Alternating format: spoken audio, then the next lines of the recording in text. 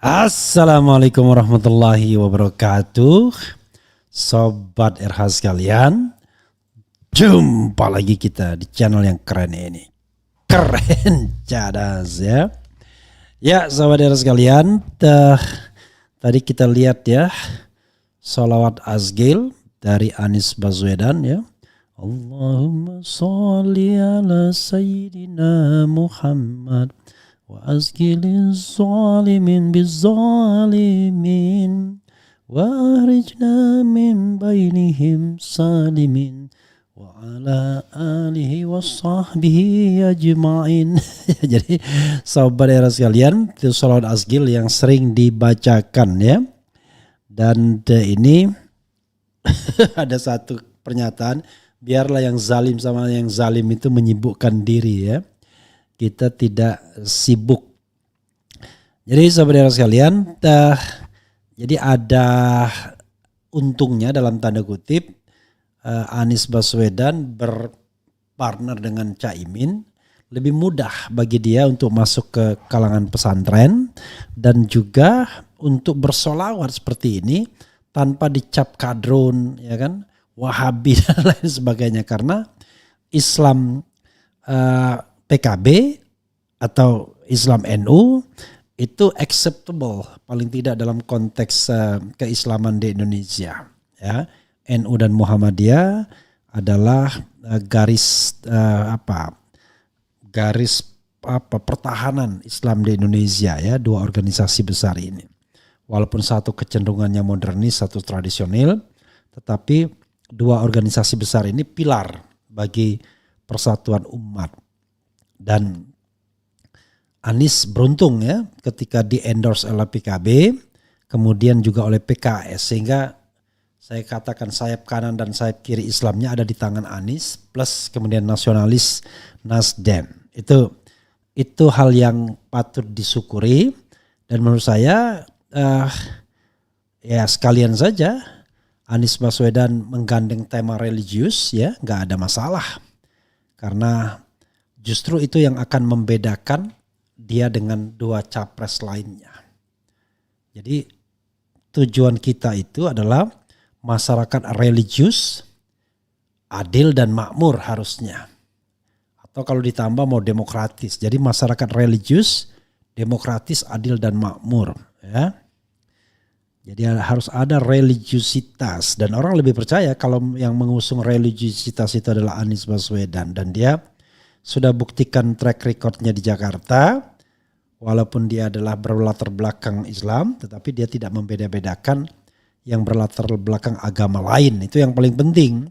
Jadi gini, seorang beragama yang baik itu adalah dia tidak meninggalkan basic agamanya dan dia menghargai keyakinan orang lain. Nah, itu yang benar ya, bukan yang mau campur adukkan keyakinan ya.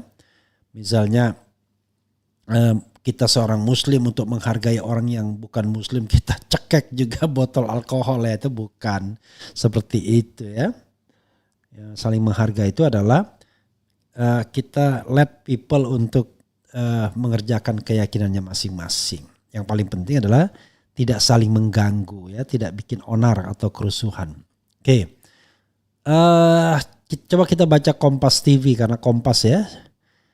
Di sini Sukabumi Kompas TV, lantunan sholawat dan zikir diserukan oleh ribuan santri Pondok Pesantren Al-Fat beserta para ulama dan warga sekitar yang mendoakan Anies untuk maju menjadi presiden 2024.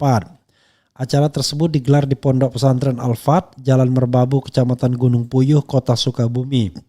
Sejumlah atraksi serta peragaan pencak silat pun ditampilkan saat menyambut Anies. Dalam sambutannya Anies menjelaskan jika ia terpilih menjadi presiden ia akan terus melanjutkan program sebelumnya dan merevisi beberapa program yang dianggap perlu diperbaiki.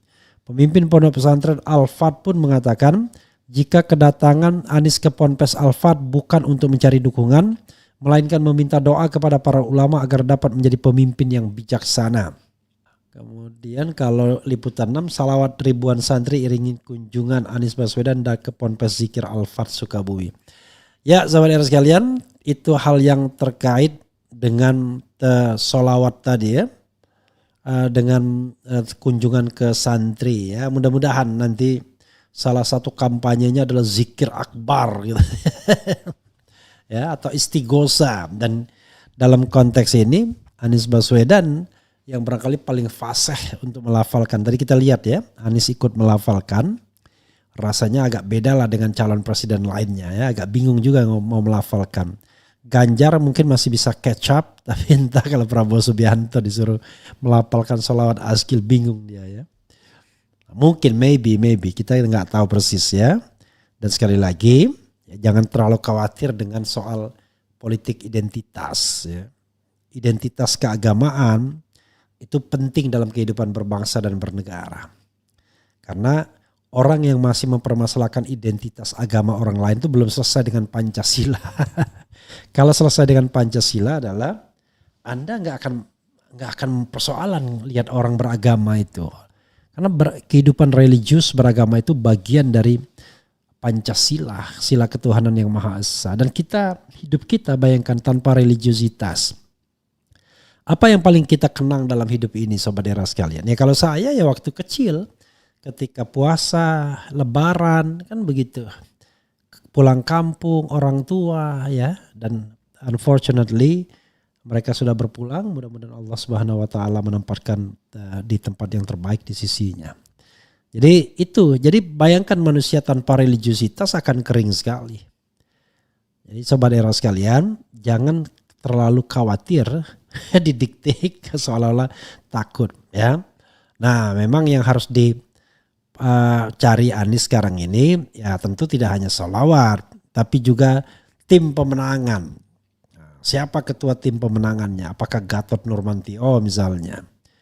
Tadi kan ada kunjungan 5 jenderal kepada Caimin. Tidak ada Gatot memang, tapi beberapa di antara mereka ya rekan Gatot, sering satu kegiatan seperti Maijen Sunarko dekat dengan Gatot Nurmantio. Saya tidak pernah lihat Sutioso ya, bagaimana. Ada Fahrul Razi di sana. Oke, ya itu saja sobat era sekalian. Wassalamualaikum warahmatullahi wabarakatuh. Ciao.